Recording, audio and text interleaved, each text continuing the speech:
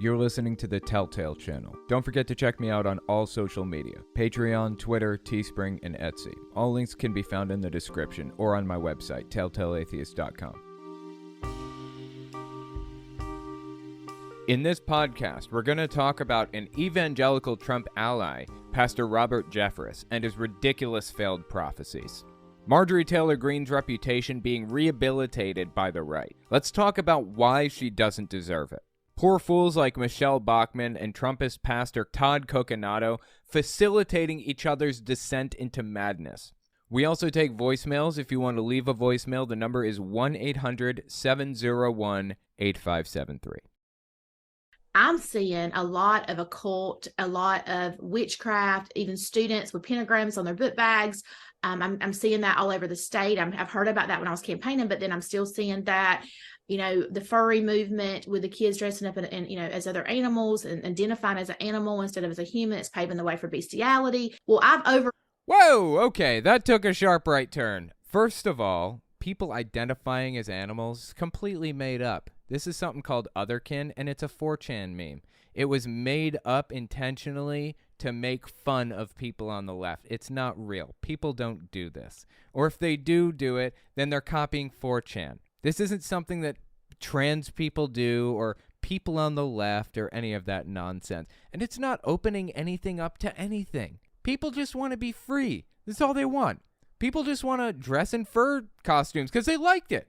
Some people like doing that. You know what other people do? You know what some people like dressing up as? They like dressing up as shaman and prancing around the Capitol building in restricted areas. Some people enjoy doing that kind of thing, but you don't hear her criticizing him for that, now do you? This is Jacob Chansley. He was at the Capitol on January 6th, dressed in this getup, running around, rifling through desks, stealing stuff, wreaking havoc, and now he sits in jail. But what does she have to say about all that? Nothing. Radio silence. Surprised? Anyways, all she cares about is the trans community. She cares about destroying them at any cost. And apparently she categorizes furries in with the trans community. Like, who cares? Let people be who they are. What is her obsession with attacking other people? Anyway, this is Candace Taylor. I don't know if I mentioned.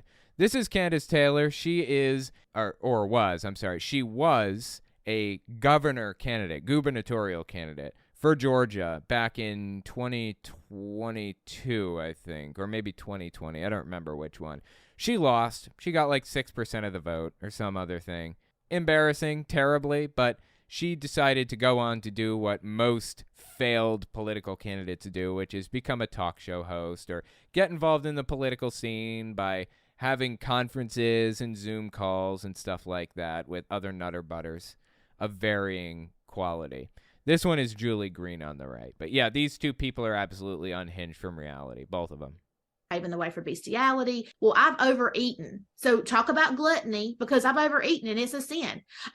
I wasn't actually going to say that. I mean, you're kind of drawing that attention onto yourself. I don't really care. You know why?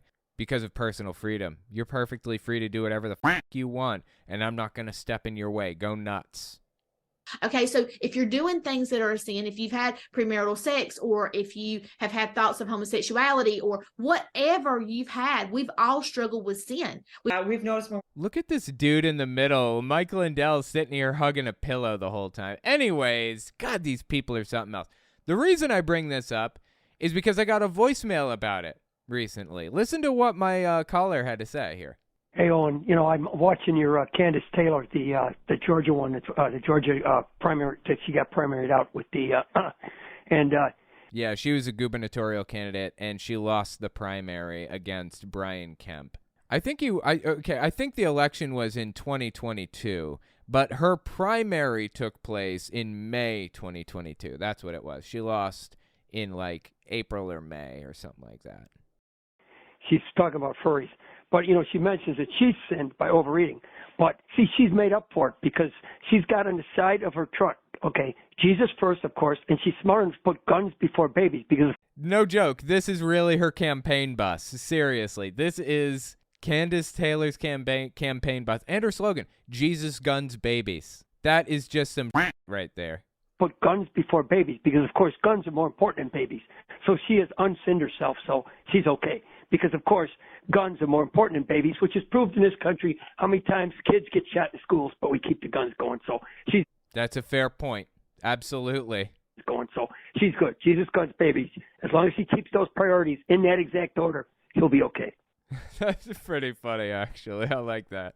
That was really good. Yeah, I appreciate the phone call. I get a lot of phone calls from the guy, and he's really interesting. I can't play every one of them. There were a couple I wanted to play tonight, but, limited to a single voicemail from any given person per night. So anyway, yeah, thank you for the voicemails.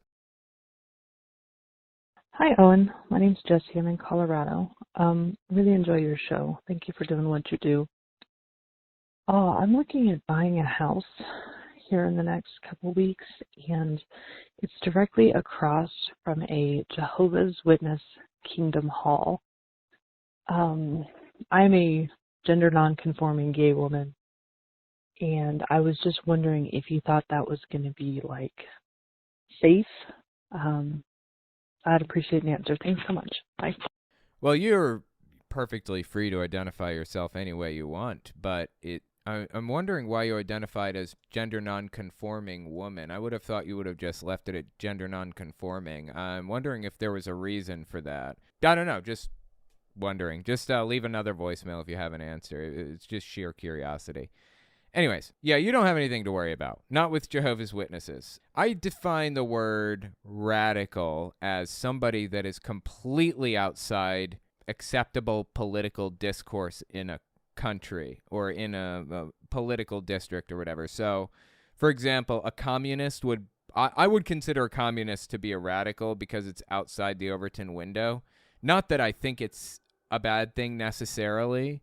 I'm not a communist. I don't think communism is right, but I think I would classify it as radical just by the nature of being outside the political spectrum of acceptable discourse. An extremist is somebody that is willing to take violent action to accomplish their goals, I would say. Jehovah's Witnesses aren't really extremists in the sense that they're willing to take violent action against anybody. They're pacifists. They don't believe in violence under any circumstances, basically, with very few exceptions. So you have nothing to worry about. They're just going to mind their own business, I'd be willing to bet. I mean, I have a lot of Jehovah's Witnesses that watch this channel, so if any other ex-Jehovah's Witnesses have any advice in the comments, please put it down below so that you can, so that so the voicemail caller can see what you have to say about it. But I think you're fine. I think you're going to be just fine. I would call Jehovah's Witnesses radicals, not extremists, I would say, just by the simple fact that they're pacifists. Somebody in the chat says, as someone to the left of liberals, I guess I'm radical. Radical doesn't necessarily mean radical isn't necessarily bad in my opinion. Abolitionists, like slavery abolitionists, were radical in their day. That's okay. There is some bad radicalism and some good radicalism. It's just being outside of standard, regular, traditional political discussion. And QAnons are radicals. They're nutcases. Jehovah's Witnesses are radicals. Socialists are probably radicals too, but it's not bad in their cases. So anyway, I don't know. Let me know what you guys think of that.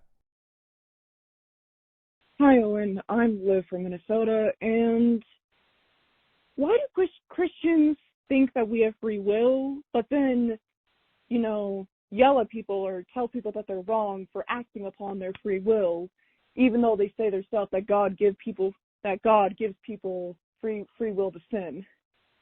I don't know. I just find that weird. Hope you have a great day. It's a really interesting hole you've found to poke. The answer is they're not actually in favor of free will. They don't actually believe in free will or any of that stuff. And FYI, free will is a religious concept, not a scientific concept anyways. The concept of free will is only ever brought up in religion, or specifically in Christianity, when they need an excuse for why God isn't just revealing himself to everybody. Like, why doesn't he just come out and say, hey, speaking to everyone's mind at the same time, hey guys, I'm real. I'm here. It's me. I'm Yahweh. I sent Jesus to earth to fix everything. This is the right denomination. That's the wrong denomination. Why doesn't he just do that? That would simplify everything. There is no good answer to that. So a lot of more radical Christians or more extremist Christians have come up with the idea of saying God has to respect people's free will. He can't force anybody to do anything. What? Of course he can. He's forced people to do stuff constantly throughout the Bible. It's all complete nonsense, all of it, beginning to end. And the only way that it works is if free will is a factor here. But as you can see, there are so many more problems that come along with the idea of free will. It's like they have these ideas over here and these ideas over there. Like there are holes all over the place. And they keep patching those holes, here and there and there and there. But none of the solutions that they offer give a cohesive, overarching picture that can fit together. Like they're all kind of self-contradictory. It's the same problem with the flat earth ideas. Flat earthers can come up with problems and solutions that kind of fit those very specific situations, but they're not cohesive with each other. Like they don't merge with each other. They conflict constantly. And that's the exact problem that you've found with the whole free will thing. Hey, Owen, it's Eric from Oregon. I've noticed whenever they interview someone for the Supreme Court justice or whatever, they always ask them how much of a role God plays in their ability to come to a decision. In my opinion, the only acceptable answer is none. With that in mind, what do you think are the most efficient steps that should be taken in order to separate religion from politics? And do you think if the separation was successful, that it would make a tremendous improvement that would trickle down to other systemically problematic areas? Or do you view it as a standalone issue within politics? Interesting question. Well, the thing is, the United States was founded as a secular country in the first place. If the laws that we have on the books to keep this a secular nation were actually being respected, I think we'd be okay. Unfortunately, they're not. Unfortunately, people like Robert Jeffress, Kenneth Copeland, Robin Bullock, all these televangelists set out to tread on them, to wreck the rules that are in place. And we have congressmen who are actually taking cues from and listening to the advice of televangelists.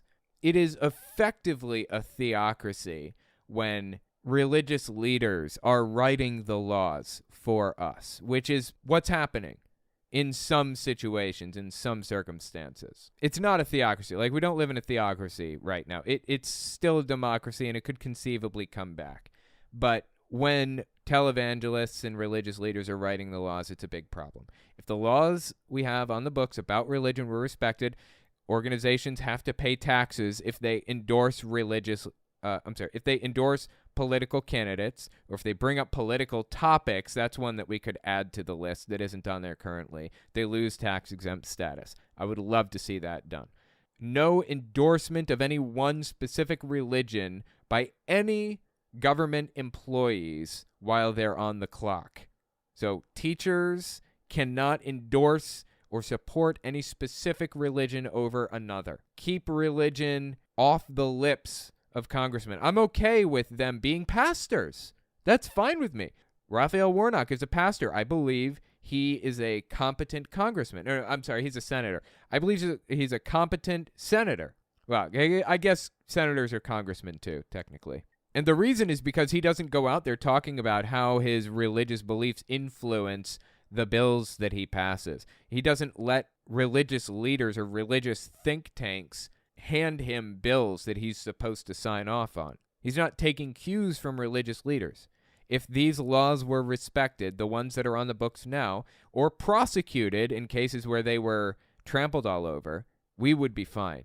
It's just the people in positions of power that are expected to prosecute this stuff are also religious nutcases. We have to change the culture to fix this problem. Is it fixable? Maybe. I don't think this country's completely lost to Christian nationalism. I think it's conceivable that we could bring it back. But on that note, I do have to say we are in a much better position now than we've ever been in a lot of ways in this country.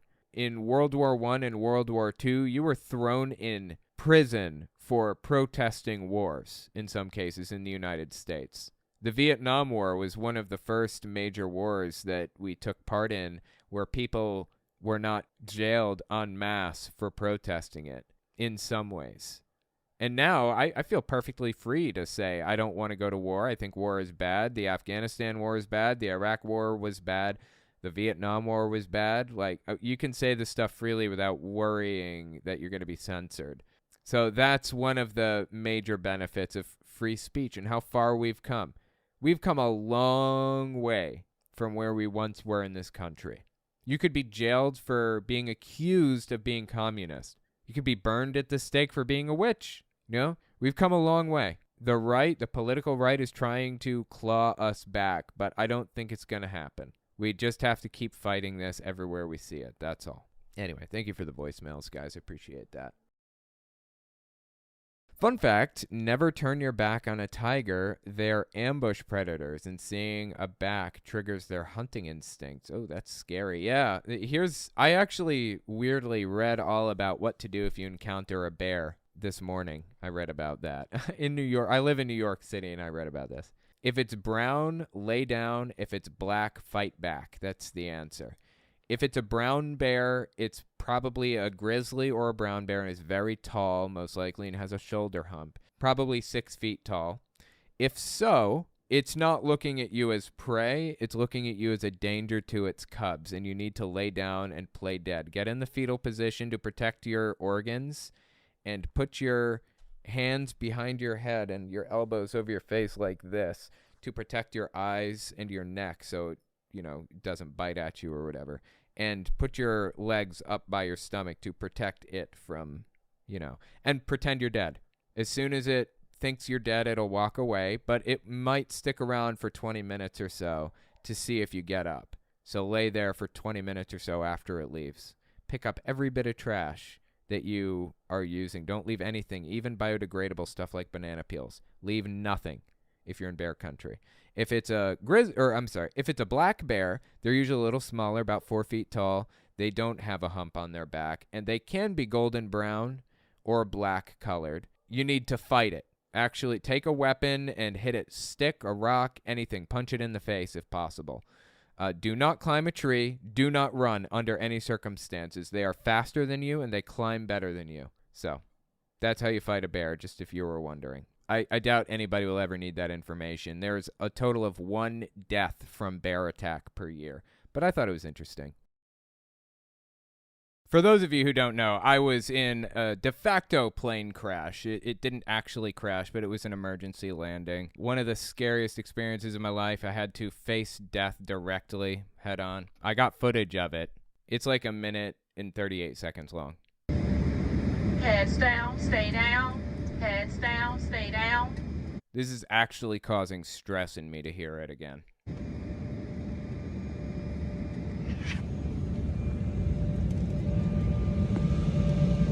That's how low we were flying for about 45 minutes before we landed. We were pretty close to the ground. I thought we were about to land in a cornfield. This is how low we would have been in the last 3 minutes of a flight normally.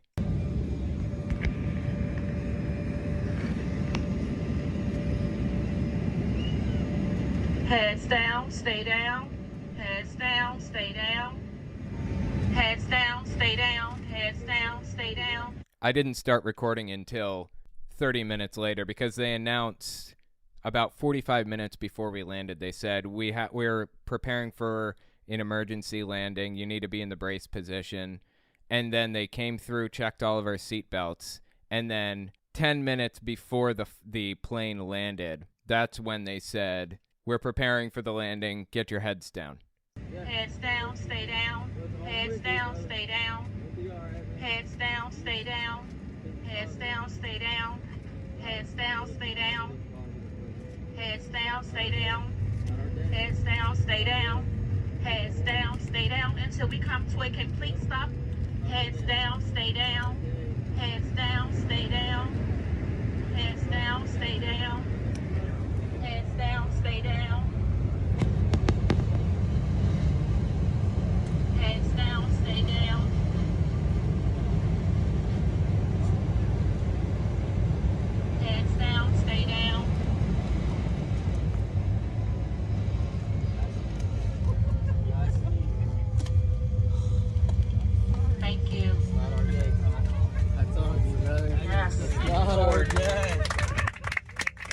Guy said it's not our day. Everybody was convinced that we were going to die. Everybody.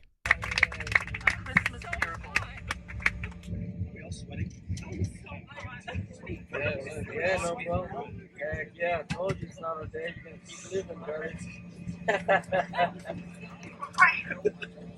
So I was pretty convinced that this is what was going to happen right here when they told us that the plane was about to go down.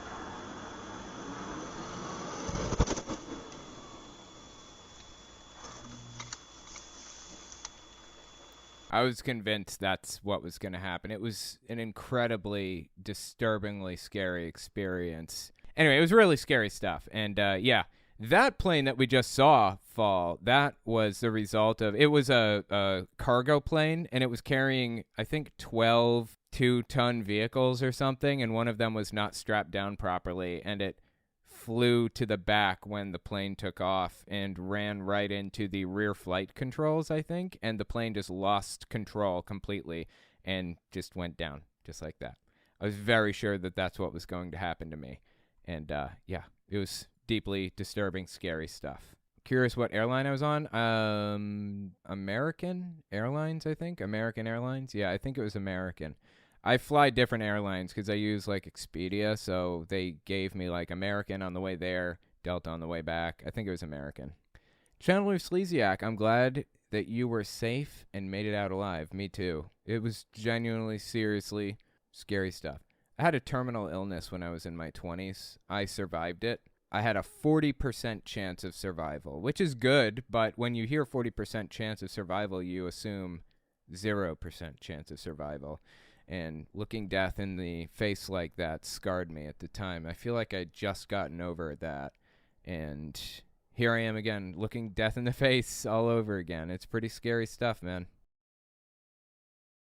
People like Robert Jeffress and, anybody on the right, they're always in favor of traditional values. By definition, seemingly, right? Like, that's the idea behind being a Republican. They're in favor of traditional values. And that means going backwards. They want to go backwards. They want to bring us back to a time when things were better. When were things better? When is that time? You got me.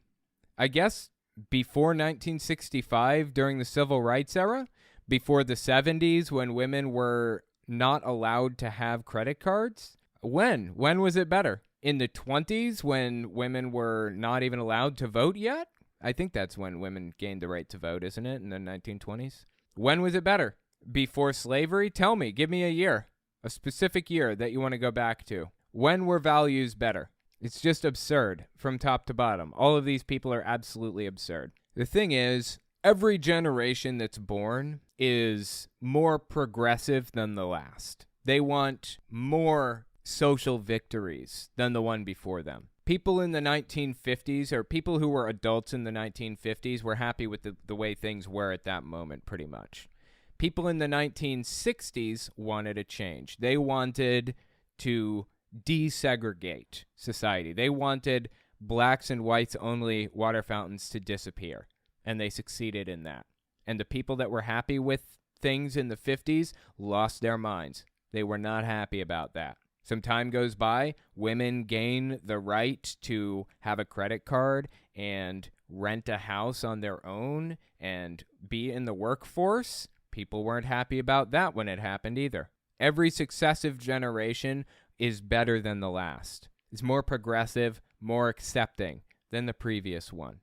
And as a result, the previous generation, who lived in an era before these things were even an option, lose their collective minds over it. They get really upset when they find out that black people are allowed to drink from the same water fountain or swim in the same pool. I mean, look at Mr. Rogers. He famously did an episode where he dipped his feet in an inflatable swimming pool with the black mailman, and it was like a massive thing at the time.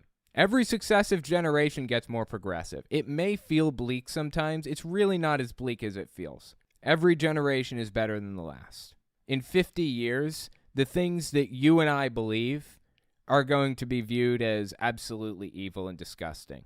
What'll those things be, I wonder? I know at the very least, when I was younger, I called my dad handicapped because he was in a car accident and he was handicapped. I know at the very least that word is on its way to being deprecated, to being considered offensive. The word is disabled, not handicapped. But, it wasn't then. It wasn't disabled when I was little. It was handicapped. That's the word you used. So that's one example of the euphemism treadmill. Words get deprecated and more offensive as time goes on and fall out of favor, and you get new replacement words. That's just how it works. Boomers get all up in arms over this stuff.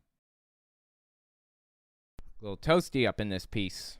New York City's heating system works very differently because a lot of the buildings in New York City are like over 100 years old. So this is before central heating and air existed, when a lot of them were built. Now, the one I'm in was built in 1980 or something, but it used the same basic plans for like heating and cooling as they did back then. New York City buildings all generally they have pipes that go up through all the way from the bottom floor to the ceiling. And those pipes are connected to steam radiators. They basically heat steam with natural gas, and the steam goes all the way through the pipes and into radiators in every single apartment and all the way up the pipes.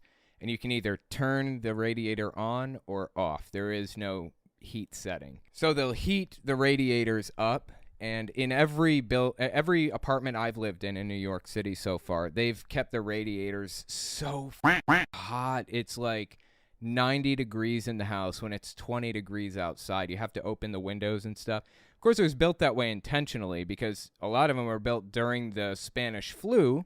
And the reason it was built that way during the Spanish flu is so that people could open their windows and get fresh air and still be warm. So anyways, yeah, kind of interesting. That means it's really hot in every apartment in New York City all winter, basically. And you have to turn your air conditioner on a lot of the time or open your window. So I opened my window.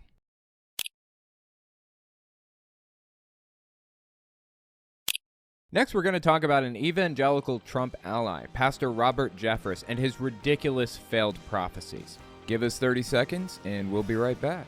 You're listening to the Telltale Channel. If you like what I do and you want to see me continue to do it, check out my Patreon. You can also check out my Telltale Unfiltered channel, Twitter, and Teespring. All links can be found in the description.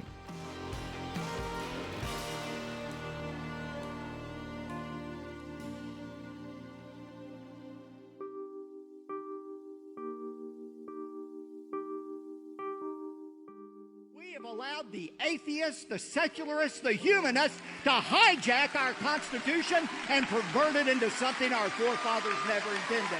Thank God we have a president like Donald J. Trump who understands that.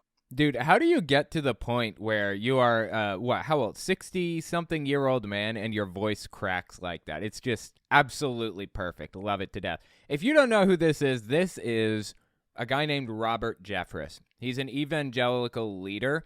He's not really like in the forefront or not really a visible person or not a visible televangelist, not as much as like Kenneth Copeland is, for example. But he's incredibly influential in this world. He made some election predictions that absolutely fell flat, and I am so here for it. It is deeply entertaining to look at all of his false election predictions. False election prophecies, even. Take it a step further. So I want to take a look at some of those, but before we do, I want to kind of establish who this guy is if you're unfamiliar. I've covered him before. It's been like forever. So let's talk about some of his ideas, some of the things that he's coming to the table with. Check this out. This is from mid-June 2020. It was, 5 months or so before the election took place. He was very much pro-Trump in the 2020 election. So keep that in mind as we continue on. Listen to what he had to say here. Here's the question. There are those that would say that the separation clause of the Constitution would mandate that all public discourse be totally secular. That's complete nonsense. The separation clause, as he calls it, is actually the First Amendment. That's what it is. It says Congress shall make no law regulating religion or establishing religion, something like that. What is it? Let me look it up. I forget all of a sudden. It's Congress shall make no law respecting an establishment of religion or prohibiting the free exercise thereof, or abridging freedom of speech or the press, and so on and so forth. The important part is that first sentence there. Now, James Madison, to my knowledge, wrote that, and he worked with Thomas Jefferson and others to write the First Amendment, or to write, like, the Constitution in general. James Madison, from my understanding, wrote a lot of it. The term separation of church and state came from a letter that Thomas Jefferson wrote to Danbury Baptist Church. There was a Calvinist denomination in Connecticut that established itself as a state church. Now, a lot of people came to America to escape the state church. It was like an Anglican church in England, the state church of England. People didn't want that when they came to America. So Danbury Baptist Church was unhappy with the fact that there was a state church set up in Connecticut, and they wrote a letter to Thomas Jefferson saying, is this legal? Is this constitutional? I thought you guys wrote a thing in that was going to keep, church and state separate. That's what the point of the First Amendment was. Thomas Jefferson responds, yes, that was the point of the First Amendment. That is why we wrote it that way. Congress shall make no law respecting an establishment of religion. The idea is religion and government should be completely unconnected to each other. Completely. That was the goal, ultimately.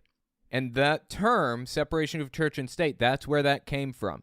Was from the letters that Thomas Jefferson wrote to Danbury Baptist Church describing what he meant when he talked about all of this stuff in the First Amendment, or when the Founding Fathers talked about it in the First Amendment. That was the idea. So this guy is saying the Constitution would mandate that all public discourse be totally secular. That's not what anybody wants. It's not what anybody suggested or endorses. That's completely made up. Nobody wants all public discourse to be non-God related. No one ever said that. They have to build up this ridiculous straw man so they can easily knock it down. That's how this stuff works. So they can knock it down in front of an audience of eager listeners who have a real problem with atheists generally, or with secularists or humanists or whatever you want to say. Nobody wants discourse to be entirely secular. Nobody. Literally not one person, okay? Let's listen to Jefferson's response. That all public discourse be totally secular. Do you believe that the separation clause mandates secular discourse? Well, first of all, there is no separation clause. It doesn't appear anywhere in the Constitution. See, this is one of the common tricks. The fact that the word separation is not in the First Amendment, in his mind, means that there is no such thing as separation of church and state. No, it was described succinctly by Thomas Jefferson in his letters to Danbury Baptist Church. The writers of the Constitution explained and described exactly what they wanted with separation of church and state. So there isn't a separation clause. It's actually called the Establishment Clause, not the Separation Clause. But he's pretending it's just not in there at all. Clause. It doesn't appear anywhere in the Constitution. There's no such thing as a separation of church and state in the Constitution. What the First Amendment says is Congress shall make no law regarding the establishment of religion or prohibiting the free exercise thereof. That's right, which means government and religion must necessarily stay separate. It's a paradox that was created by this. If you allow religion into government, if you allow politicians to take their cues from religious people, I guess that's okay technically. But when they start pushing religious ideas or pushing religious laws on politicians or on our government or on the people, that is when you'd start violating separation of church and state. Now, technically, all it says is Congress shall make no laws establishing blah, blah, blah. But there are a litany of Supreme Court cases that came after that to expand upon it and describe exactly what was meant by that based on letters between various different people, like Danbury Baptist and Thomas Jefferson, and ideas put forward and all kinds of other things. So Supreme Court cases have established precedent about how this stuff is supposed to be treated. But Robert Jeffress naturally wants to ignore all of the case law, all of the precedent, all of the letters, all of the legal understandings that come along with this. Because if he doesn't ignore that stuff, he would have to acknowledge that this is a country that was built on secular values. Thereof. Our forefathers came from another country where there was a state-imposed church, where people were forced to worship. They wanted no part of that. They said, we're not going to allow government to establish a state church and coerce people to worship in it. That's all it says. No, it says it will make no laws regarding religion. I have it right here. Shall make no laws respecting an establishment of religion or prohibiting the exercise thereof. Now, specifically, I suppose you could interpret it that way, technically, but there's a ton of case law and a ton of paperwork, a ton of letters establishing exactly what they meant by the people who wrote it. So that isn't actually what they meant when they wrote that. We know it because they said what they meant. So you can take your backwards interpretation if you want, but that's not what was intended by it. Supreme Court justices, sometimes, usually the conservative ones, fancy themselves originalists. Like, I think Kavanaugh considers himself what's called an originalist. So he will interpret the Constitution the way that he believes the original writers intended it to be interpreted. Now, that's ridiculous. This is a completely different world now than it was then. There's no reason to do that. But okay, he's going to interpret it in the way that it was originally intended to be interpreted, right?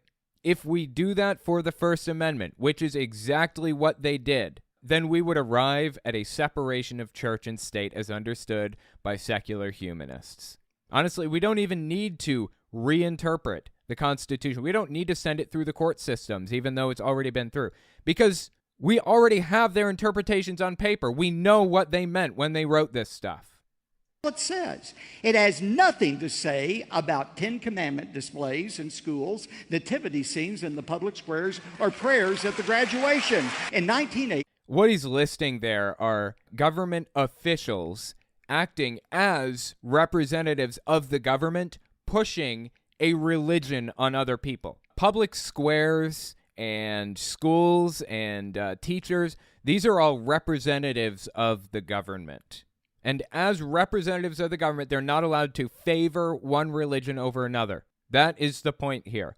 By favoring Christianity over Islam or Sikhs or Buddhists or whatever, they're effectively establishing a state religion, or they are endorsing a state religion as state representatives. That's a problem. That's unconstitutional. This has been litigated 1,000 times over. But he wants a state religion. That's the thing. He wants Christianity to be the state church. Or prayers at the graduation. In 1980, the Supreme Court in Stone versus Graham said, you can no longer display the Ten Commandments in a Kentucky school. Can't even display them, much less teach them. Yeah. Why would you display and or teach the Ten Commandments in a school? These are representatives of the government. Okay, teachers, principals, all these people are state employees. They're state employees. And you're telling me you want state employees to teach a religious symbol for one very specific religion.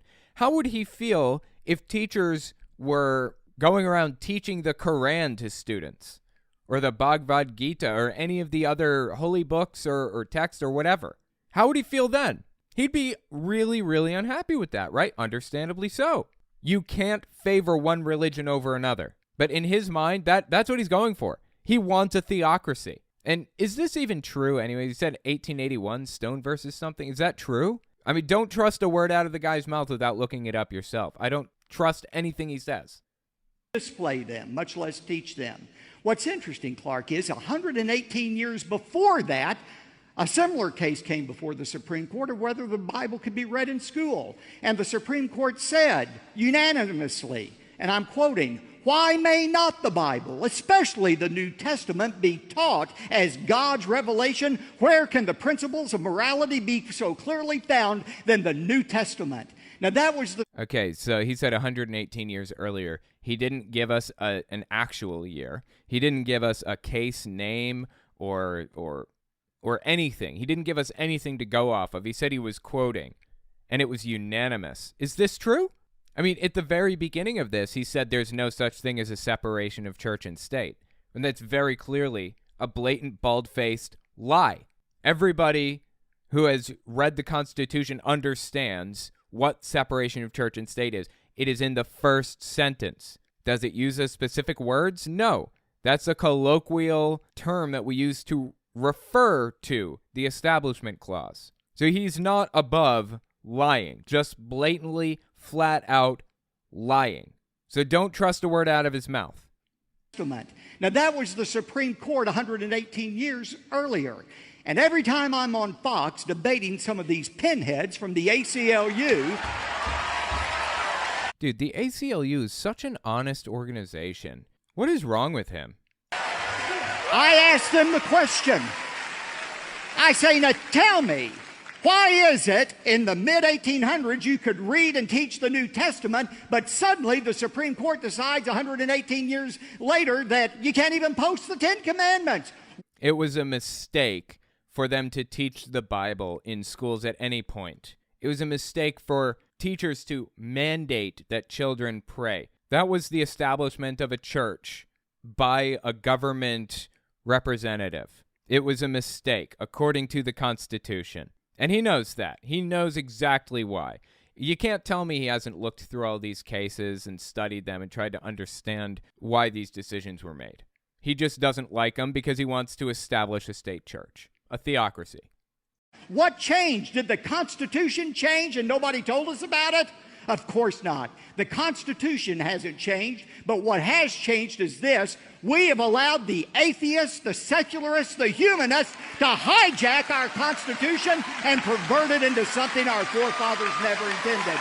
That's what the problem is. Okay, well, he can say that all he wants, but the Founding Fathers wanted a secular government. That's why there isn't a single reference to God to be found anywhere in the entire Constitution. The only real references to God in the Declaration of Independence were to point out that our rights were granted to us by somebody other than government. Government didn't grant them, government can't take them away, was the idea. That's why they mentioned God in the first place.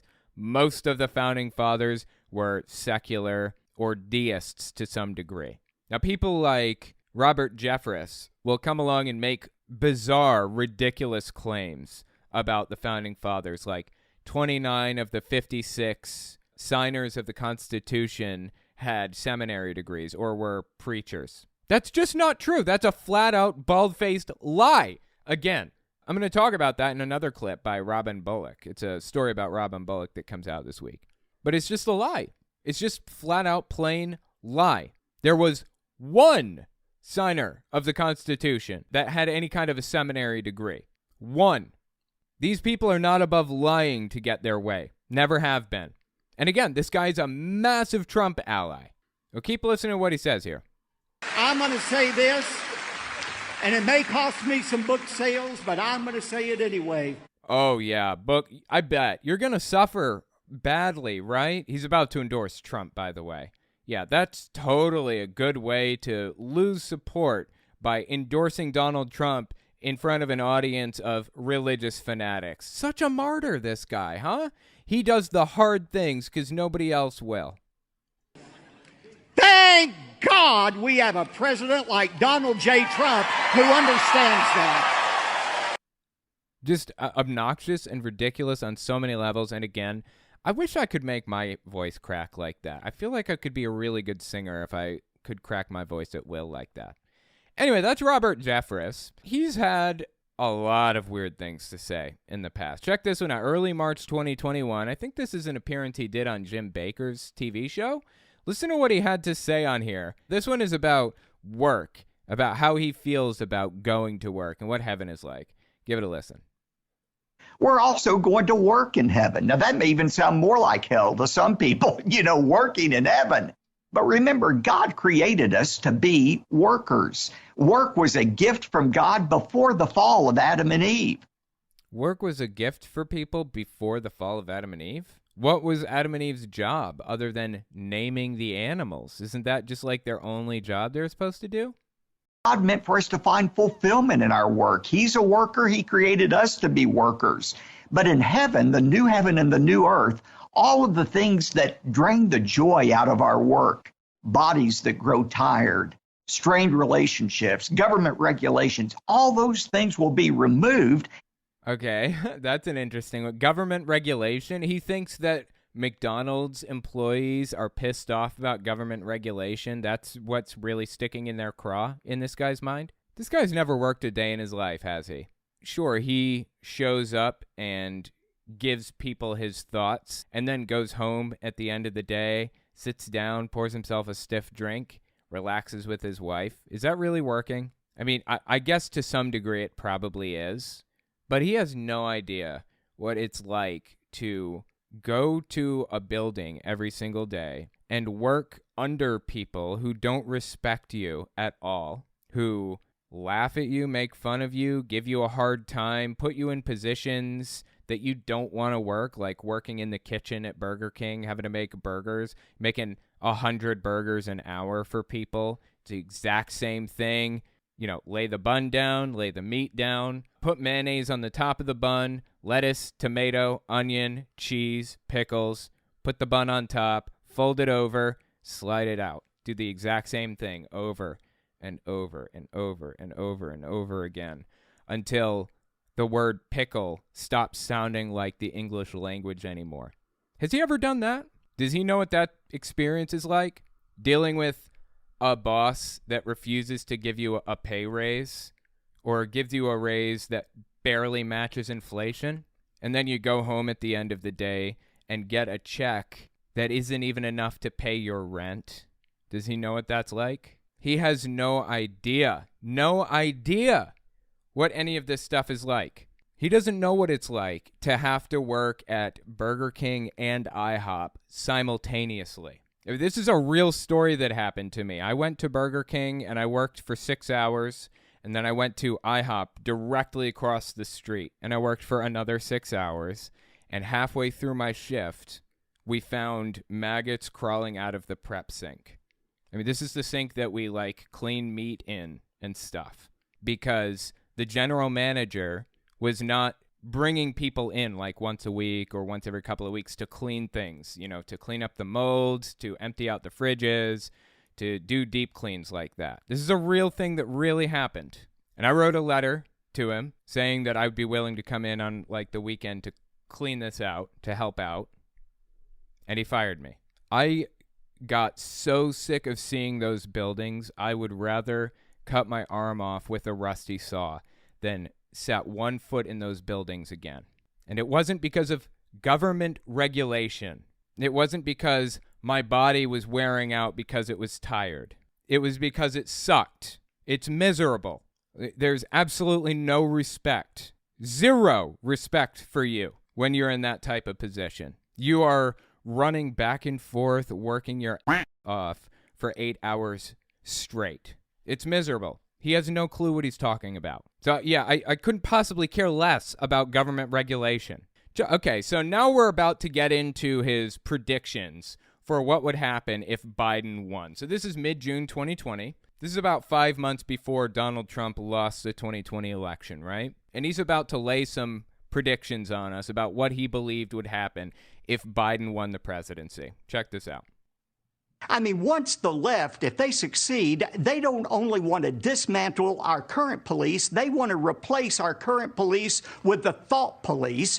The left wants to replace the current police with the thought police. Okay. Like THOT, the thought police. Are we talking about the same thing here? Thought police who go around patrolling every thought that they find objectionable. And okay.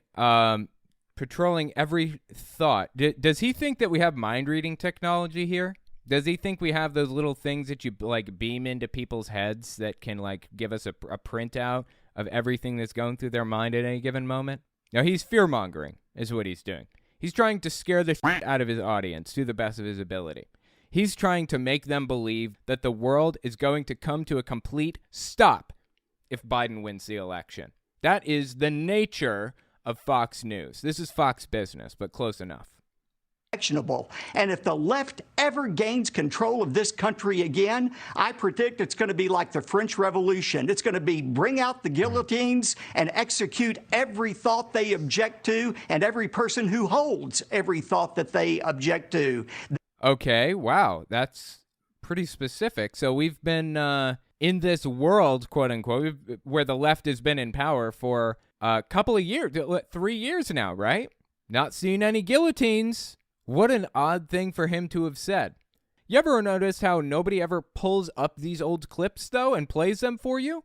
Ever notice how he just straight up got away with that? This is never going to be covered by, like, mainstream media. No one's ever going to bring this out and point it out and say, look, this dude just straight up lied. This is ridiculous. He knew this wasn't going to happen, and he came out here and used it to scare the shit out of his audience anyways. That is what this guy does. He's one of Trump's biggest allies, historically. I think he's kind of backed off of Trump recently because he believes that the president is established by God. So whoever the president is, they are there because God put them there.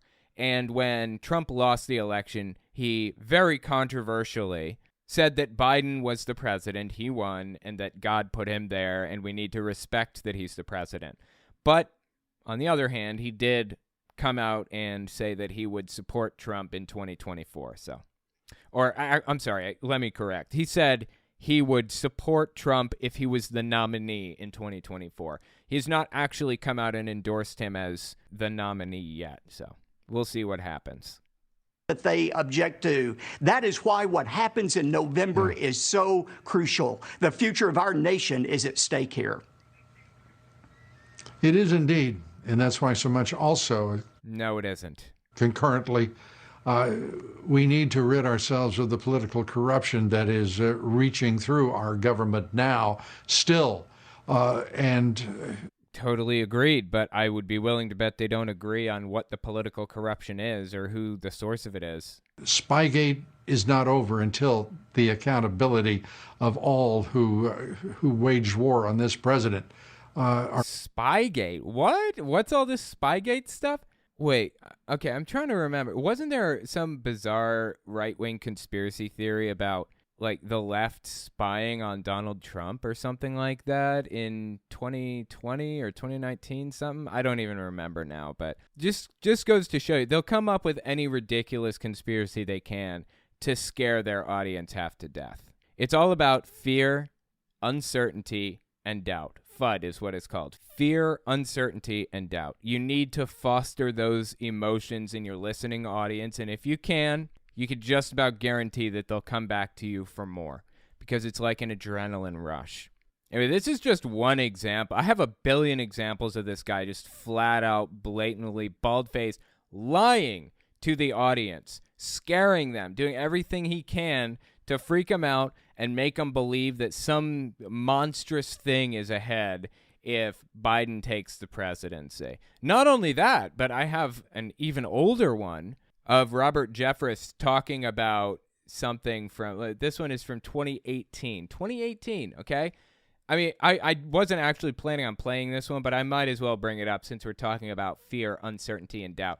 I don't know if you guys remember this. A lot of you may not because it was so long ago, but there was this supposed caravan of immigrants coming from South and Central America, and they were like on their way to the U.S., and it was a huge crisis in 2018. Oh my God, they're coming here and there are terrorists mixed in with them and they're going to try to cross the border illegally and all this other nonsense. It was complete garbage. The moment the election was over, it completely faded away. It disappeared. Nobody heard a word about it. Listen to what Jeffress and Lou Dobbs had to say about that. Again, late October 2018, the election was within a week of this clip, I think, or maybe 2 weeks.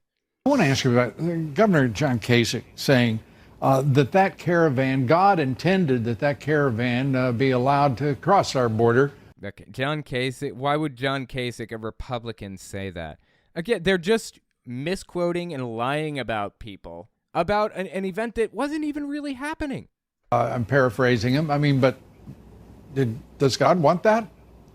I'm paraphrasing him, he says. I'm paraphrasing. A Republican is in favor of a caravan of immigrants crossing through into the United States, is what he said. He said, well, I'm paraphrasing a little bit. Yeah, I bet you are. Okay.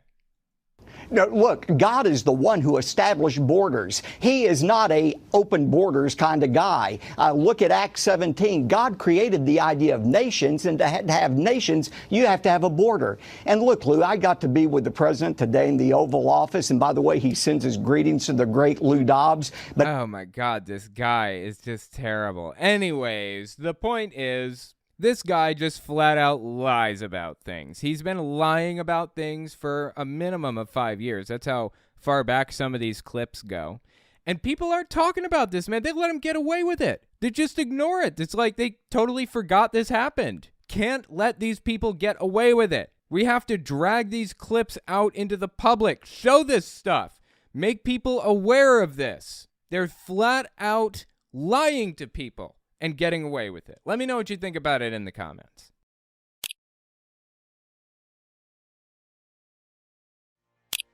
Next, we're going to talk about Marjorie Taylor Greene's reputation being rehabilitated by the right. Let's talk about why she doesn't deserve it. Give us 30 seconds, and we'll be right back.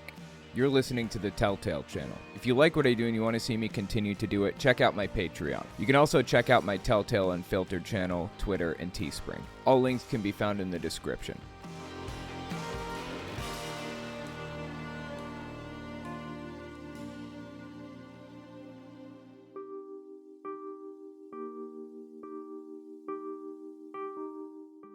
He was anonymous, but he seems to be completely for the good.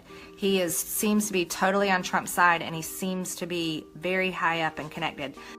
This is Marjorie Taylor Greene from, I think, 2018, endorsing QAnon. And she is being rehabilitated by Fox News right now. So I wanted to talk about why we can't forget why her reputation was in the toilet in the first place. I want to talk about who she is and what she believes and the positions that she has endorsed historically, so we don't forget exactly what kind of a person she is. This is Marjorie Taylor Greene about to enter a Fox News interview. And remember, she was banned from Fox News for years. I think this is the first one she's done in like a while.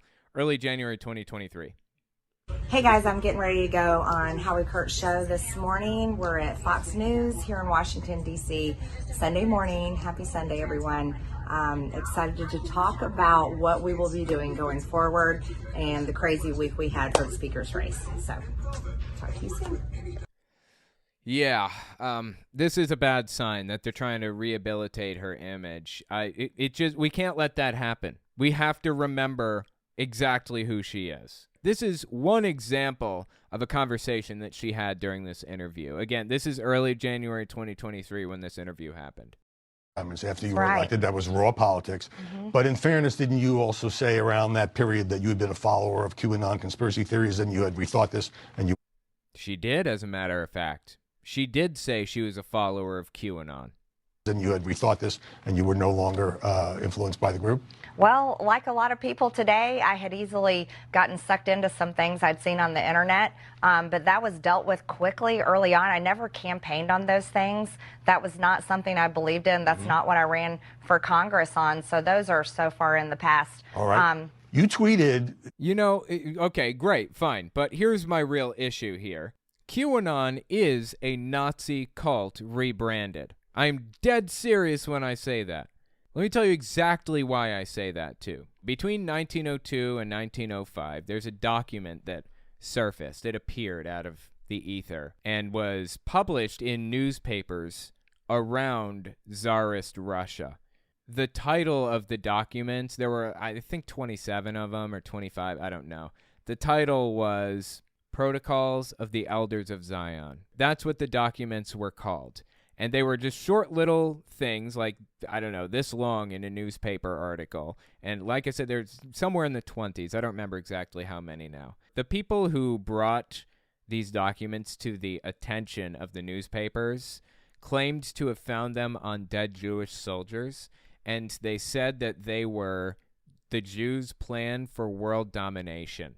Now, it was completely made up, completely fabricated. There never were elders of Zion. There never was a plan for world domination. It was all made up, all of it. It was all compiled into a book in 1905 by a guy named Sergei something or other. I forget his full name. This is it right here. Protocols of the Elders of Zion. It was compiled into a book titled Protocols of the Meetings of the Learned Elders of Zion. And if you go through and read it, you'll find that it's the plan for world domination that is described in this book is exactly the plan that evangelicals have laid out in the Seven Mountains Mandate or Seven Mountains Dominionism. Like Lance Wallnau, Kenneth Copeland, Johnny Enlow, a bunch of these people, a bunch of these really high-up televangelists have the stated goal of taking over these 7 areas of society, military, economy, so on and so forth. If they can take control of leadership positions in those 7 areas of society, education and blah, blah, blah, then they can turn this into a Jewish country. That was the idea stated in this Protocols of the Elders of Zion book or whatever. And that is the exact stated goal of televangelists now. You know what else is in this book? They say they're going to promote Darwinism and Marxism to try to destroy society. Darwinism and Marxism are delightfully destructive forces on society. That's what this says. No joke. Interestingly enough, this whole thing, all the protocols here, were straight up plagiarized, word for word in some cases, from an 1874 book or 1854 book written in France that had absolutely nothing to do with Jews. It was a satire book. So this whole thing was plagiarized and then pinned on Jews as though they were trying to ruin everybody's life. The whole thing is absurd, top to bottom. But televangelists, in large part, have taken these ideas and made them their own. I mean, openly stated. This isn't something that I'm making up. This is Lance Wallnau, close friend of Kenneth Copeland, on Kenneth Copeland's network, explaining the plan laid out in the Protocols of the Elders of Zion, written in like 1902 by like anti-Semitic people trying to destroy the reputation of the Jews. Dead serious. The population are evangelical born-again Christians that are inclined to go towards Pentecostal language. I mean, we're really out there. 30% against 3%. But they neutralize the church because they're also in religion. They changed the definition of marriage, so they've taken over family. They've totally taken over academia, so the education institutions are teaching leftist theology or leftist ideology and silencing conservatives. They're controlling government right now. They've taken over legacy media, Hollywood, entertainment, and arts, and now they've got Wall Street. Those are the 7 mountains described in the Protocols of the Elders of Zion. I'm not joking. Dead serious. This is straight from 1902 Tsarist Russia. This is like anti-Semitic propaganda. And Lance Wallnau is describing how he wants to take this plan over and use it to establish a Christian nationalist state. It's like somebody read the Protocols of the Elders of Zion, this anti-Semitic propaganda from the 1900s. And they're like, yeah, I'll have some of that. That sounds fantastic. So how does this relate to Marjorie Taylor Greene, I hear you asking? QAnon took all the ideas that you read from this document, Protocols of the Elders of Zion, and started believing it all again. The claim that, people are drinking adrenochrome or getting kids and drinking their blood to get the adrenochrome out or whatever. Protocols of the Elders of Zion, straight from this book. It is rebranded Nazi propaganda. QAnon is a rebranded Nazi cult. I'm dead serious. I mean, if you read this book, it will blow you away with the similarities between QAnon and with the evangelical movement right now, with the Seven Mountains Dominionism movement particularly. It's like somebody read the Protocols of the Elders of Zion and started following it as a guide. I'm dead serious. So QAnon is an unacceptable option when it comes to congressmen. When we talk about people in positions of power, it's unacceptable to have effectively a Nazi in control. Maybe she doesn't even realize that. Maybe she didn't realize that when she's getting into it. I don't know. I would venture to guess most QAnoners don't even realize that they're part of a rebranded Nazi cult. But that's what it is. And I'm sorry. I can't accept them being a part of our government. It's unacceptable to have that. So anyways, yeah, I get it. Okay, you were suckered by people on the internet. Fine. I don't care. Your head is in a place where you are willing to accept Nazi ideas. Full-blown Nazi ideas about elites, like, drinking blood and stuff. That's an unacceptable situation. As far as I'm concerned, she should be disqualified from government forever for endorsing an idea like that. And trust me, she most definitely did endorse that idea. 2018. Listen to this. The fact, because we see all these sealed federal indictments, and we're seeing all these other things happen, and there's sources like he's anonymous. Q is anonymous, but Q is fake. It was pretend. Are you, as an elected official, really so gullible that you bought this garbage? How is she not so embarrassed that she can't show her face in public ever again? How is that the case? he seems to be completely for the good. He seems to be totally on Trump's side, and he seems to be very high up and connected. So because of those things, I'm becoming more hopeful, and I'm not being as pessimistic, and I'm trying to stop saying that's never going to happen, because I really think it might happen. So I'm very excited about that.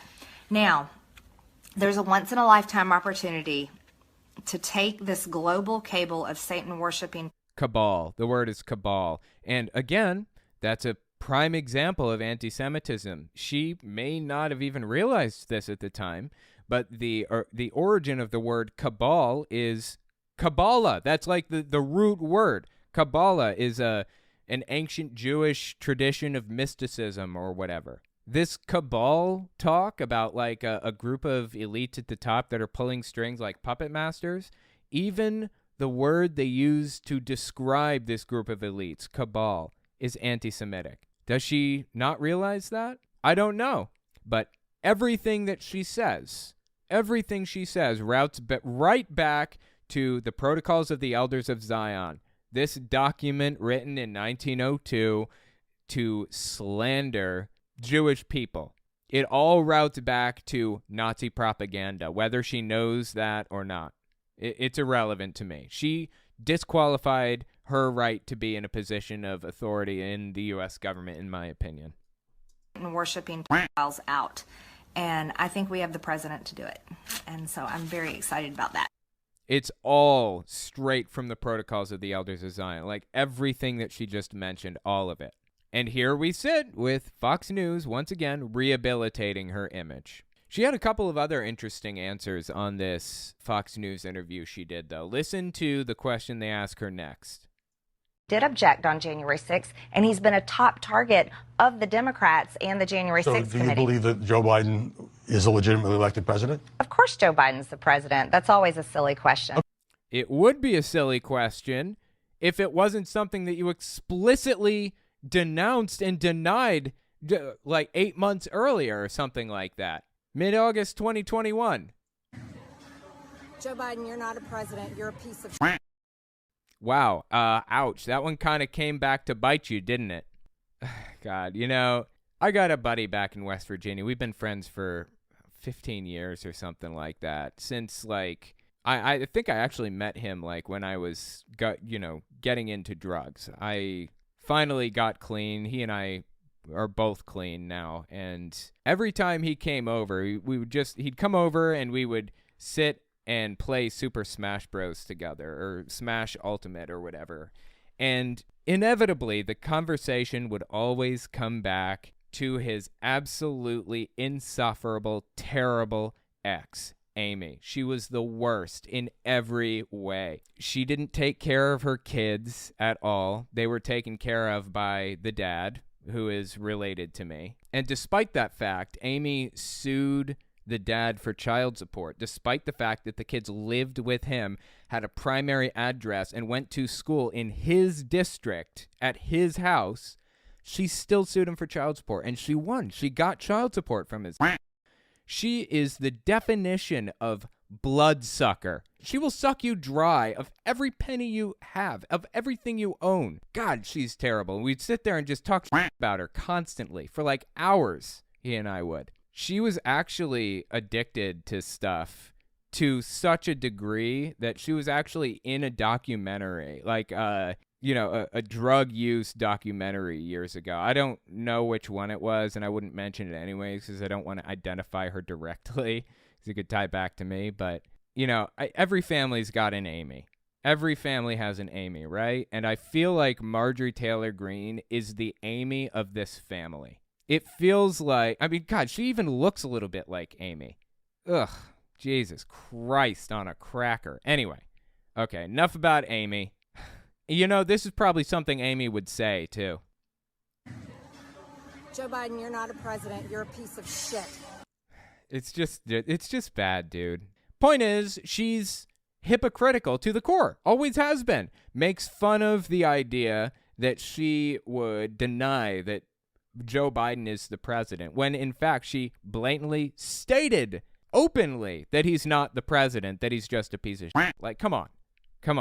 Here's another example of why Marjorie Taylor Greene's reputation does not deserve to be rehabilitated. This one is from, I don't know when this one is from, but this is a conversation she had with Steve Bannon a while back on the virus, on COVID. Listen to this.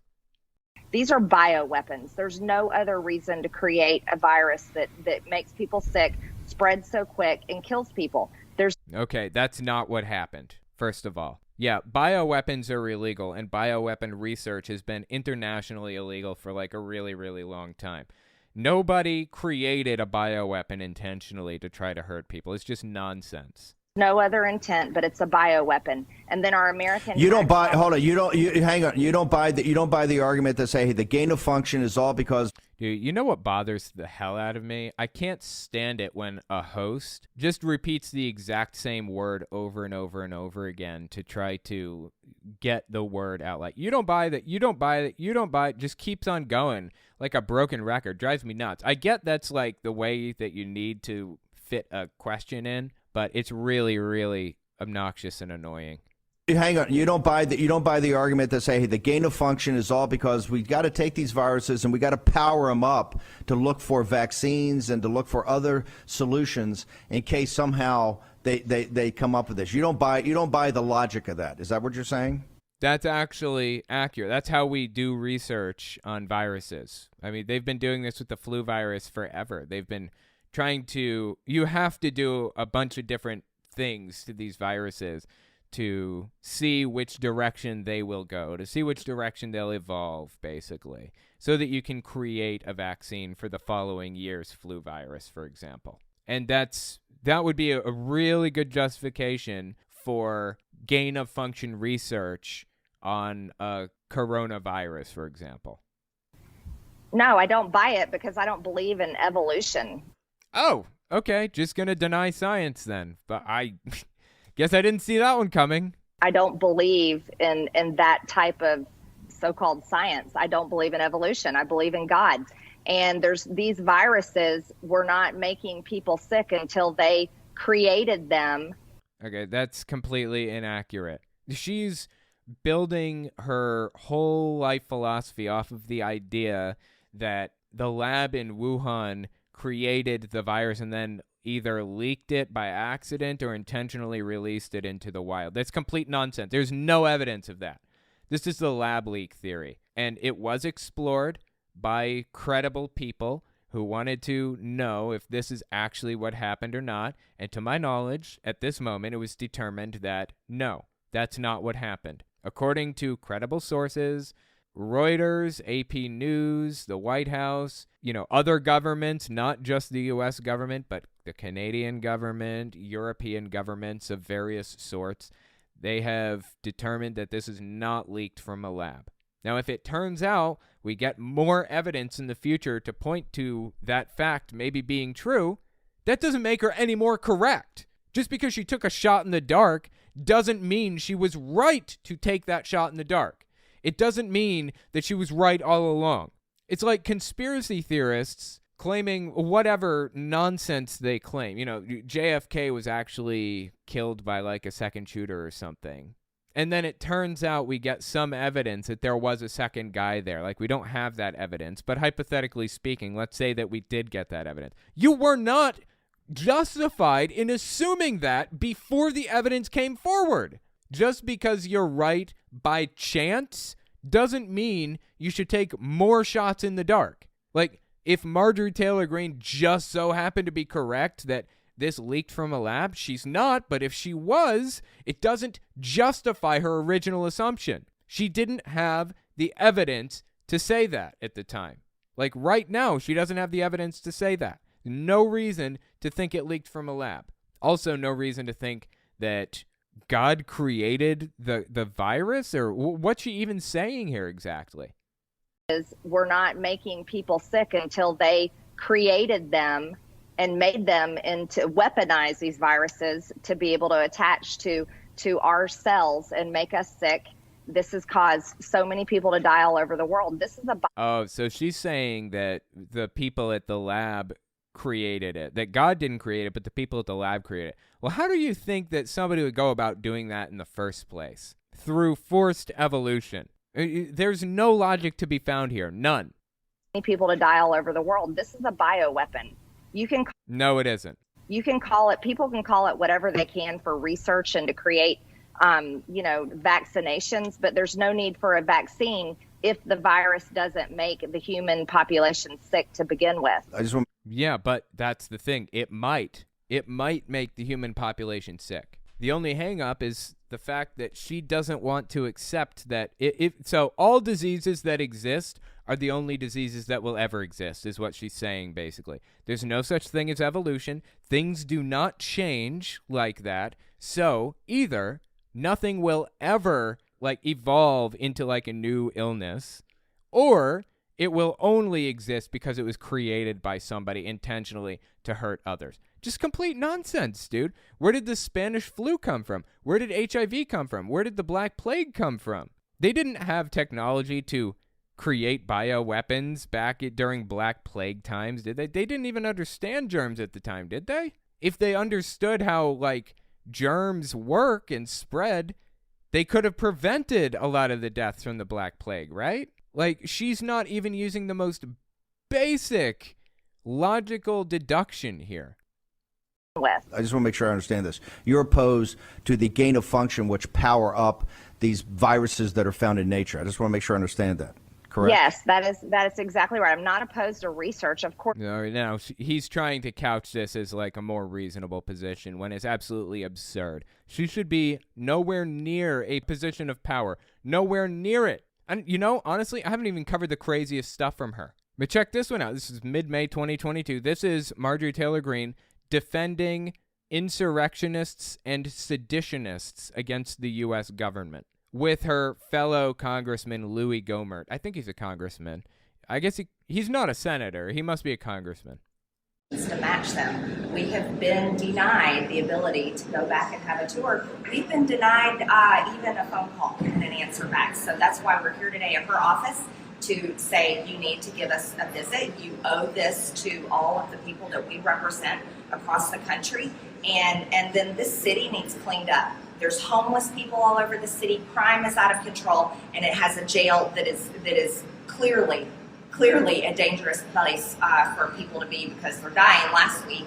And then these pretrial January 6th defendants have been held months on end, being abused as political prisoners of war by not only federal judges, prosecutors. It's interesting that she called January 6th defendants political prisoners of war. They can only be considered prisoners of war if they believe themselves to be in opposition to the U.S. government, or if they're from an enemy state. So have they declared themselves to be enemies of the U.S. government and members of an enemy nation?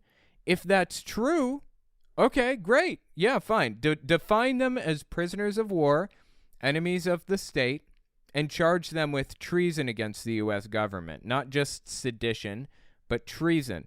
Charge Marjorie Taylor Greene with treason. She is aiding and abetting traitors to the United States government. Or aiding and abetting, what's the definition of treason? Article 3, Section 3, Clause 1. Treason against the U.S. shall consist only in levying war against them or in adhering to their enemies, giving them aid and comfort. So Marjorie Taylor Greene seems to believe that the January 6th defendants are, levying war against the U.S. government, that they're enemies of the U.S. government, right? And she's giving them aid and comfort. Charge Marjorie Taylor Greene with treason. In her own words, she is a traitor. Am I misinterpreting? This is just the tip of the iceberg, dude. I could go on for hours. Mid-May 2021. Remember earlier I mentioned that she was basically in a rebranded Nazi cult with QAnon? Listen to this one. Congresswoman, I've got to play you this. It's about 20 seconds or so. This is Nancy Pelosi today literally talking about this idea of segregation, like literally putting unvaccinated House members in a different area. Have a look at this. This woman is mentally ill. We can look back in a time in history where people were told to wear a gold star, and they were definitely treated like second-class citizens, so much so that they were put in trains and taken to gas chambers.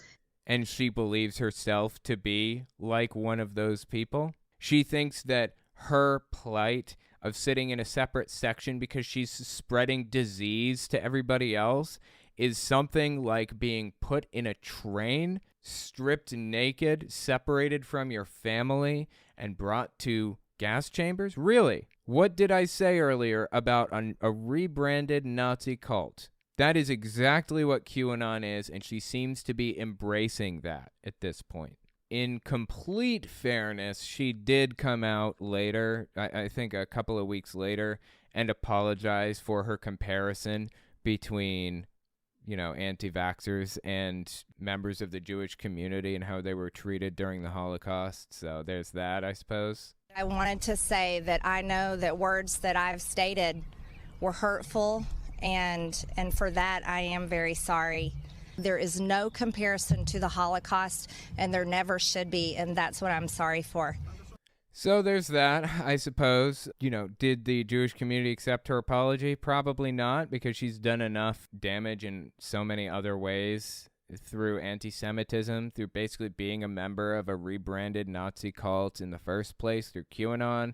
I mean, it's the damage she does to society is constant and absolutely without excuse. We cannot allow Fox News to rehabilitate her reputation like they appear to be attempting right now. Let me know what you think about it. And tell me if you know of any other specific instances of Marjorie Taylor Greene acting absolutely monstrous in the comments. You don't have to link anything to me, but tell me which event really did it for you with Marjorie Taylor Greene.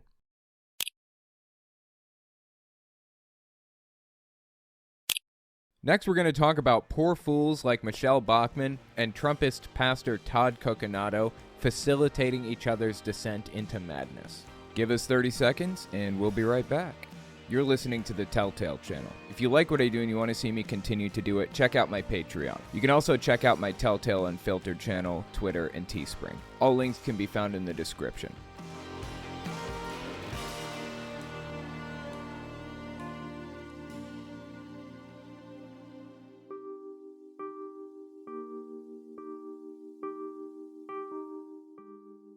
And they're going to try to stop Mike Lindell's symposium, in which he's offering $5 million to anybody who can prove him wrong on the movie that he has made absolute proof. Who is they? Anybody that says it's been debunked and no evidence is part of the group that participated in it. This is surprisingly a U.S. general talking right now. General McInerney is his name. And he's actually famous for doing something a little bit unethical. He's been retired for a while, but Yeah, probably not the best thing he did, but at the end of his Wikipedia article here, in 2008, it was revealed that the Pentagon under the Bush administration supplied McInerney with talking points to use in his commentary on Fox News when he was supporting the Iraq war. So this guy is most definitely not above agreeing to be supplied with talking points when he goes on his public appearances and stuff. That's probably the source of a lot of his really, really nutty stuff. But honestly, it's deeply disturbing to think that a U.S. general, I mean, not active, but still, is repeating election conspiracies and lies from Mike Lindell. He's endorsing Lindell, seriously. Now, the guy on the left here, his name is Pastor Dave Scarlett. I'm not sure who the guy on the far right is. I'm not super familiar with him, but yeah, the guy in the middle is General McInerney, and this whole thing is absolutely bizarre. In a minute, I want to listen to some of the other guests that this Dave Scarlett pastor guy has had on his show, because they get even crazier, if you can believe it. Listen to this entire thing, though. I just clipped a little segment of it, but listen to like the context surrounding what General McInerney had to say. The next few weeks are going to be potentially rough. They're going to try to throw everything at us, try to shut down the internet, try to mandate vaccine. This is all QAnon conspiracy all the way back to August 2021. This is years ago. Years ago. Did any of this stuff ever happen at any point? Seriously. Mandate vaccine, passports, mask mandates, try to bring down the financial system, and more. What's the more? Please. I want more examples. Please tell me of more things that you believed were going to happen that never happened. Not any of that stuff, to my knowledge, ever happened.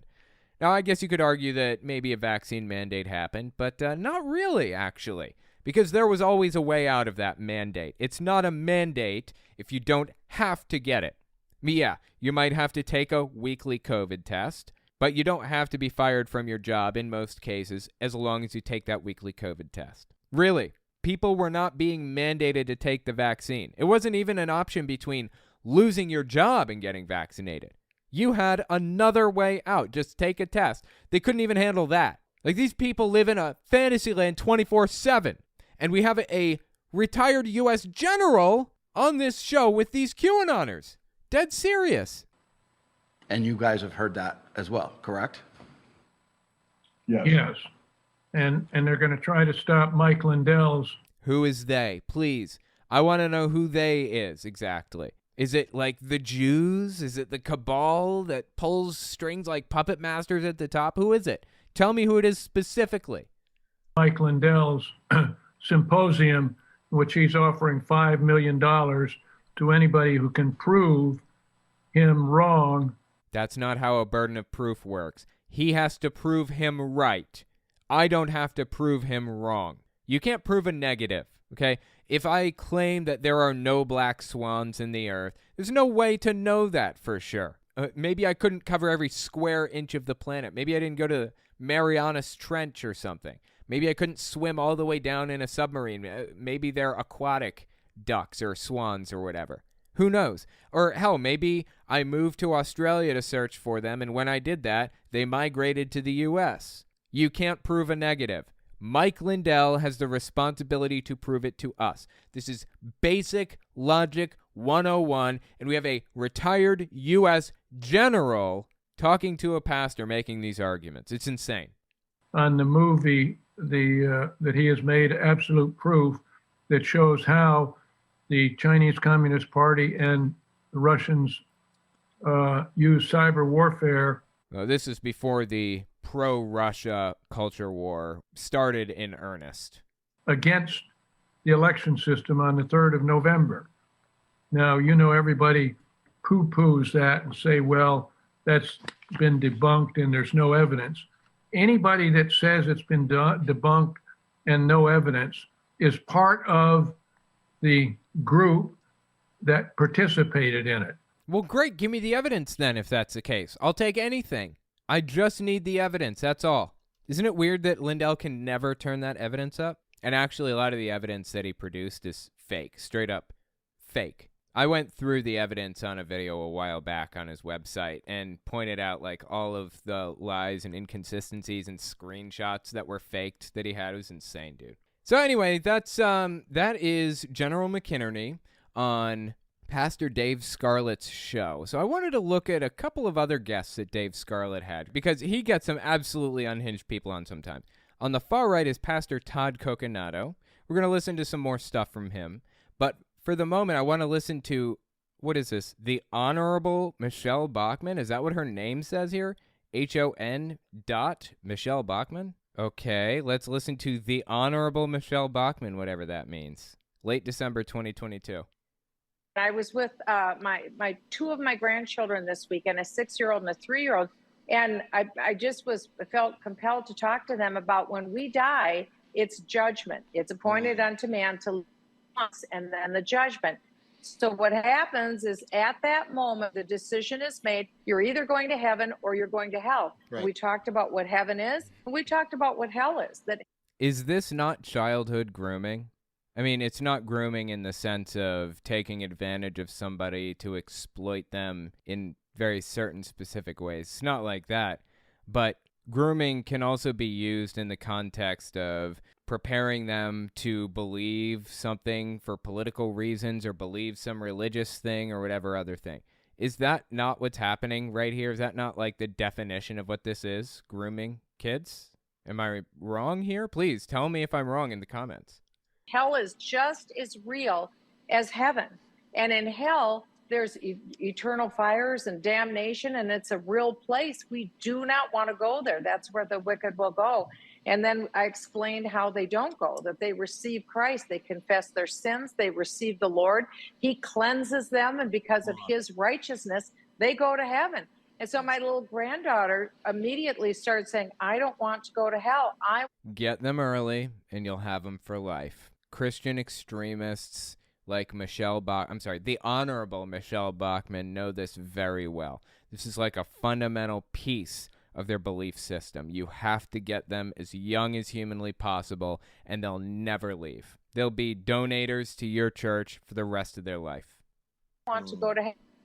I said, Bella, can I pray with you? Let's pray. Do you want to pray? Prayed, and we'll continue to speak to her about all of this. And I think, why miss an opportunity? Yeah. This is the moment to speak to our children, our grandchildren, our friends, our neighbors. Don't wait. Absolutely insane and sad. Those kids probably don't even have a chance. They don't have a chance at a normal life with a grandmother like the Honorable Michelle Bachmann. If you're unfamiliar with her, by the way, she was a congressman from Iowa or Minnesota. I always get them mixed up. Minnesota. Yeah, she was a U.S. representative for Minnesota's 6th congressional district. I was mixing her up with Joni Ernst, I think. She's got her own set of issues. So anyways, those are the types of people that this Pastor Dave Scarlett guy has on. So I'll tell you what, why don't we listen to what Pastor Todd Coconato has to say, shall we? Mid-December 2020. This is immediately after Donald Trump lost the election, and we knew without a shadow of a doubt that he lost. This is right in the middle of Trump setting up the events that would unfold next, the January 6th attack. Listen to what Coconato had to say here. You know, I wonder if Coconato was at the January 6th event. I would be surprised if he wasn't. He's God's choice, okay? He's the man that God chose, just like King Cyrus, just like others in the Bible that were also flawed people. King David was a flawed guy. Come on. He's talking about Donald Trump. This is basically him viewing him like a messiah. That's basically what we're listening to right now. He views Trump as a messiah. But God said he was a man after his heart. And I believe Donald Trump has become a man after God's heart because he's surrounded himself by people of God, wise counsel, godly counsel, some of my friends who literally speak to the president and give him godly counsel. And thank God for that. So we're standing with this president because he is the man that God chose for a time such as this. And the alternative is baby killing, Luciferian, demonic agenda of darkness and communism and taking away our rights and taking away our freedoms and taking away our religious liberties. My eyes are squinted within the width of a human hair right now. It does not get more unhinged and confusing than this. What the hell is happening right now? Demonic Luciferian what? This president because he is the man that God chose for a time such as this, and the alternative is baby killing, Luciferian, demonic agenda of Jesus Christ on a cracker, dude. This guy is a true believer. Again, he's on this show with Michelle Bachmann. That's pretty high up when you think about it. A U.S. congressman. He was on a show with a U.S. congressman. I mean, not anymore, but my God, dude, that is really high up. It's like super influential. Well, as it turns out, this guy stuck his foot in his mouth a while back. Or, I guess as he would say it, made a prediction, but that prediction fell flat. Listen to this clip. This is from around the same time period after Trump lost the election, but before Biden was inaugurated, I believe. Check this out. Back to the question, is Trump going to win? I think that as we pray, something happens. God responds. And when I ask the Lord, what should we do? Should we stop praying? Should we accept our defeat and move on to the next thing? Sound advice. Yeah, it sounds like a good idea. Okay, so what did he say? He says absolutely not. Opposite. Pray, pray, pray. Pray without ceasing. Wait, God told you to pray without ceasing is what you're saying? Well, if God received the message, why would anybody be praying? Are you trying to tell me that God, gets his power to do things through the worship of other people? What? You telling me the reason God hasn't saved African children from starving literally to death is because there aren't enough people praying for him to do it? Okay, that doesn't check out, but all right, I'm still listening. Pray without ceasing. Believe, have faith, trust. So that's what I'm getting from God. And so that gives me encouragement in my spirit, because if the Lord is saying that, that means it's not done. You understand me, saints? That means it's... No, I don't. I don't understand. That means it's not done, because if it were done, then I think God would be telling me, you know what, just move on, or, move on to the next thing. You've entered into a new season, and everybody needs to be prepared for the persecution. Now, does that mean there won't be tough times ahead? No. Okay, it sounds like he's saying that he's not really hearing anything from God, right? And his assumption is, since he's not hearing anything from God, like it's over, move on, that means that he believes that God wants him to continue praying and focusing in on this. Greg Locke, Pastor Greg Locke, found himself in an interesting little quandary similar to this. He said, I'm going to keep getting more and more and more extreme until God tells me to cool off and back away. Until that time, I'm going to get as extreme as I possibly can. That's what Greg Locke said in his book, which I read on my Telltale Reads channel not too long ago. Only he's never going to hear the voice of God telling him to chill out. Because if God is there, he's certainly not in Greg Locke's ear, of all people. He's certainly not in Todd Coconato's ear. He is most definitely not giving these people messages, of all people. So they're just going to continue getting more extreme. They're going to continue assuming that God wants them to fight this battle. That's the problem. This reveals what they really wanted, right? Do they hear the voice of God? No. And they know they don't. They know they've never heard the voice of God. So they come up with a situation where they can plausibly excuse their disgusting behavior. Fighting an election, fighting and arguing and claiming that the election was stolen and all that. They can excuse that bad behavior by claiming, God hasn't told me not to do this. I assume that means he wants me to do it. Clever, clever. Keep listening. Tough times ahead? No. Does that mean there won't be persecution? No. But what it means is simply this. He has not told me to stop praying.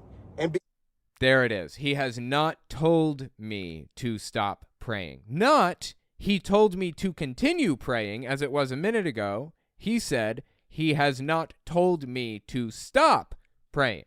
He hasn't told me to give up on this election. So I'm going to assume God wants me to continue claiming that the election was fraudulent and all that other garbage. Because of that, I believe that he's moving on our behalf in some way, shape, or form. And I believe that this is a war that we're going to have to pray this through until the very end here, but I do believe we're going to see God move on our behalf, and I think it's going to be such a miracle, a sign, and wonder. Now get this, because this is important. Get this, because this is important.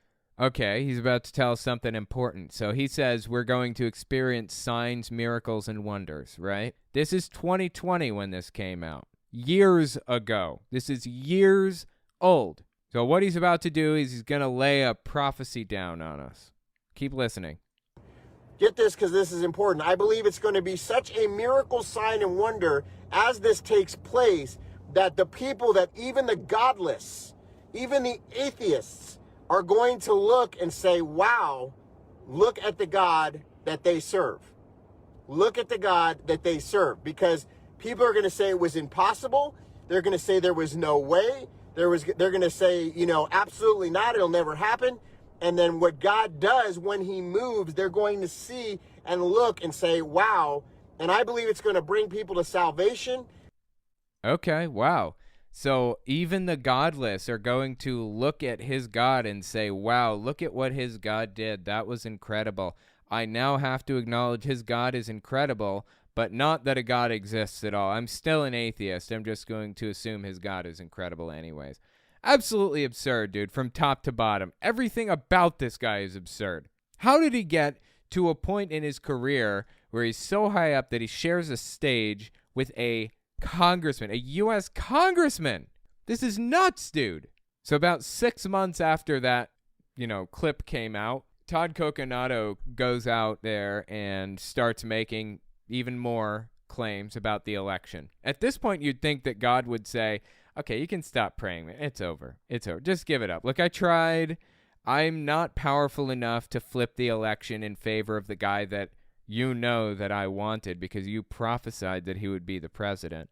So, yeah, I told you to tell the world Trump would be president, but I wasn't powerful enough. Guess not enough prayer or something. So, yeah, just leave it alone. I'm sorry. I did my best. We'll just move on. No, apparently this guy decided to lay into this. He wanted to get more serious. Mid-May 2021, about 6 months later. They don't want voter ID because they know if there was voter ID, they'd lose. Who is they? Are they in the room with us right now, Todd? Just like they lost last time. Okay? Just like, and by the way, if a pipeline can be hacked, you're telling me an election can't be hacked? Pipeline? What is he talking about? I hear you asking. I'm asking the same question. I think around that time were primaries or no. I don't even know what was happening at the time. Like, what pipeline could he possibly be referring to right now? I have no clue. Like, what culture war issue did he get all wrapped up in that moment? Come on, man. Come on, man. Rome is burning. While Rome is burning, you can't even go to the gas station right now and get gas. But you're telling me, hey, just don't say anything controversial, Pastor Todd. Dude, this guy, there is nothing in his head but propaganda, nothing. And you know what? I feel like this is a good time to bring up M&Ms and Mars candy. I mean, this was like way before any of this happened, but right now at this moment in time, there's a controversy going on with M&Ms. So I don't know, like a year ago or something, Tucker Carlson put an M&M on his TV show that was wearing sneakers. And this M&M, the brown M&M, previously wore high heels. The gall, right? They changed them from high heels to sneakers. Disgusting of M&M branded candy. Mars, I think, is the company. Disgusting of Mars to put sneakers on their girl M&M instead of high heels. Can't even tell if it's a girl anymore. Absolutely evil stuff, right? I didn't really put that much thought into the gender of an M&M personally, but I guess Tucker does. Well, guess what Mars Candy's come out and done recently? Mars Candy released an all-women box of M&Ms, or all-women bag or whatever of M&Ms. It's just the women's colors. I think the brown is a woman M&M supposedly, and maybe purple. I don't know. And guess who's losing their mind over this? Once again, conservatives. You can't tell me that Mars didn't know exactly what they were doing. They saw all of the complete unraveling that took place when they changed their brown M&M's shoes from high heels to sneakers. They saw conservatives go completely unhinged, completely nuts. They watched it happen right in front of their eyes. I mean, people, getting ready to, gearing up for, domestic terrorist events because of the sneakers on an M&M. That's they took it so seriously. And now they're releasing a women-only bag of M&Ms. Please. They know what they're doing. And I'm all for it. Hey, if they really want to, get the attention of the right, why not? Let them take advantage of this news cycle. Let them get one over on Fox News and Tucker and all of the other right-wing outlets. I love it. I think it's hilarious. They know how to work the right to get as much attention as they possibly can, and it seems to be working for them. But people like Todd Coconato fall for this garbage. They troll these websites, the Daily Mail and New York Post, and even worse ones than that. I don't even know what, the Washington Times, the Epoch Times. There are a bunch of really ridiculous far-right extremist news outlets out there that only exist to whip people into a blood frenzy. And that is exactly where he got that last piece of information. While Rome is burning, well, you can't even go to the gas station right now and get gas. You could actually go to a gas station and get gas at the time. May 2021, gas was in fact available to people still.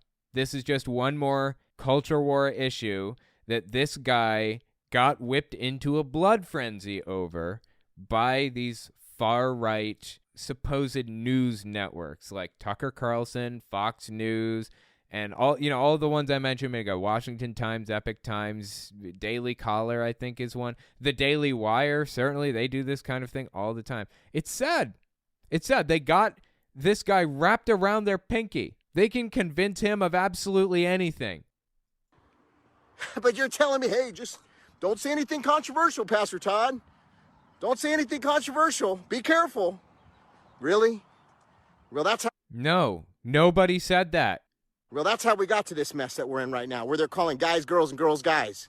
That's how we got to this mess. We're trying to shoot you with chemicals, tell you that you can't travel if you don't do it. Show me your papers. Vaccine passport. Are you kidding me? Are you kidding me? No, we were made for a time as this, to take a stand. Nothing in the guy's head but propaganda. Nothing. That is all the guy consumes, and that's all that's on his mind 24/7. It is honestly really sad. It's really sad that people can be taken advantage of and bamboozled to this degree, this easily. And you have a believer for life. He will believe literally anything that Donald Trump tells him, anything that the Washington Times or the Epoch Times or whoever else tells him, anything. They could tell him the rapture happened, and he would believe it. It's nuts. Absolutely unhinged from reality. I don't use that term lightly here. He has lost his connection from reality at this point.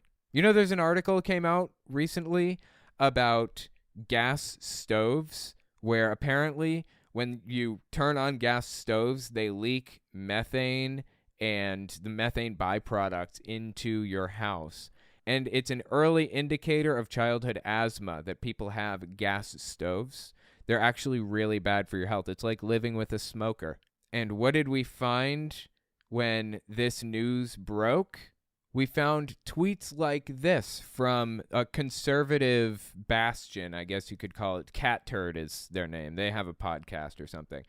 Dear liberals, I turned on all my gas stove eyes today and let them burn for no reason, and there's absolutely nothing you can do about it but cry. They are literally killing themselves faster to own the libs.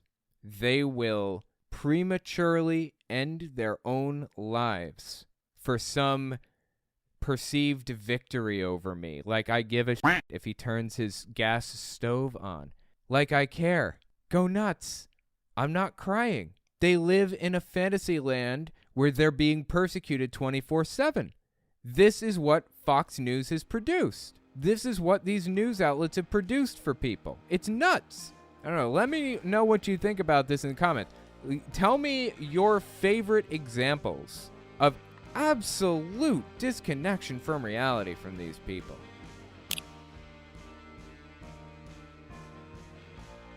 Thank you guys for coming and giving this a listen, and I will talk to you next week.